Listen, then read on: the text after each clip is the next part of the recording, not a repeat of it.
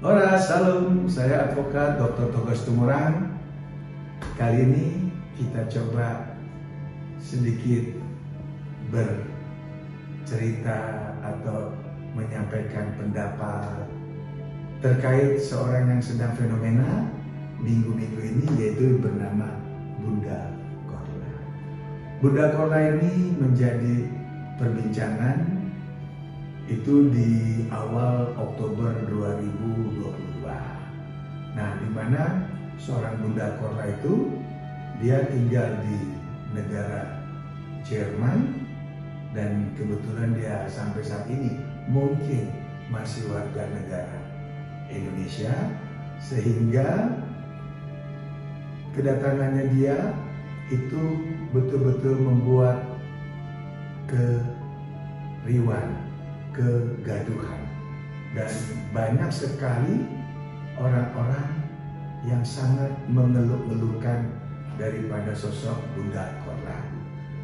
Kebetulan kedatangannya dia kali ini membawa tema meet and greet, yang memang kita tahu ada beberapa artis yang dekat dengan dia itu mencoba membawa atau menghadirkan Bunda Korla yang selama ini yang hanya bisa dilihat oleh terutama kita ya di Indonesia itu melalui media sosial, di mana Bunda Korla sering sekali melakukan live.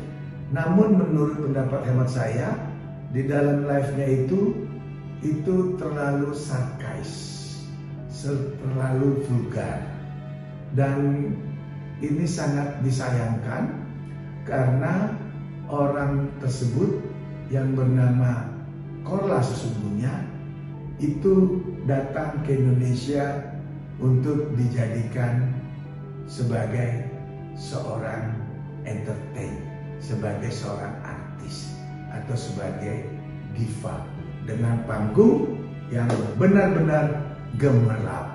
Nah, ini yang kita sangat mempertanyakan, bagaimana mungkin seseorang yang biasa dengan gaya vulgarnya, dengan sarkasnya itu bisa dipanggil dengan sebutan Bunda. Karena kenapa? Bunda di dalam orang Indonesia pada umumnya itu adalah sosok atau figur seorang wanita yang mempunyai anak-anak, yang melahirkan anak-anak, dan anak-anaknya itu melihat sosok ibunya yang dipanggil Bunda itu adalah sosok yang betul-betul dikultus untuk sangat dihormati, karena Bunda itu adalah Bunda yang lemah lembut, yang santun, yang bersahaja, serta berpakaiannya betul-betul tidak seronok. Itu yang bisa ada kata-kata yang menggunakan Bunda. Nah, terhadap Bunda Korla, saya rasa dengan menempatkan kata Bunda itu tidak pas, tidak tepat. Karena kenapa tadi? Dia biasa di media sosial dengan gaya vulgar, dengan sarkasme, dengan celoteh-celoteh yang diduga ada kandungan-kandungan pornografinya, dengan lantang disebutkan, bahkan juga hal-hal yang memang kita sebagai orang timur itu sangat malu mendengarnya, tapi dari sosok orang ini bisa tercetuskan. Nah, ini yang kita sangat sayangkan. Karena kenapa? Kita perlu juga mengetahui bahwa yang melihat dan yang menonton itu kan tidak hanya orang-orang dewasa saja. Oke, hiburan, tapi hiburan yang bagaimana? Kalau hiburannya memang kelihatannya senonoh atau sarkais atau hal-hal yang memang bertentangan, kan itu juga bukan hiburan namanya. Ada aturan-aturan yang memang harus kita jaga.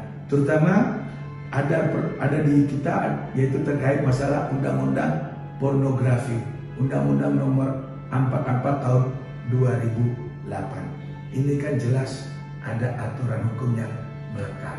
Nah, kita mohon juga di dalam berkata-kata kita perhatikan dan kita himbau juga agar kayak model institusi yang namanya KPAI juga mohon diperhatikan apakah dari sosok ini memang pantas dilulukan menjadi seorang entertain, seorang diva.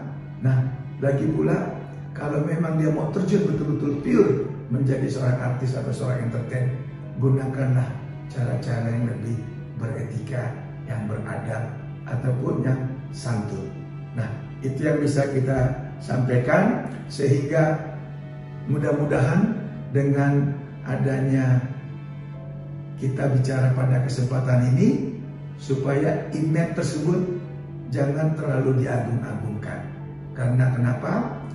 Yang patut kita agungkan adalah seorang artis yang mempunyai prestasi, seorang diva yang mempunyai modal lagu atau suara yang mumpuni, bukan hanya karena goyang-goyang atau joget-joget mengadopsi lagu dangdut-dangdut masa lalu. Itu yang bisa kita sampaikan. Kalaupun ada pro dan kontra, saya Advokat Dr. Togas Tumorang hanya mengeluarkan pendapat yang memang milik saya pribadi. Terima kasih, salam santun dan jaga kesusilaan di muka umum. Salam.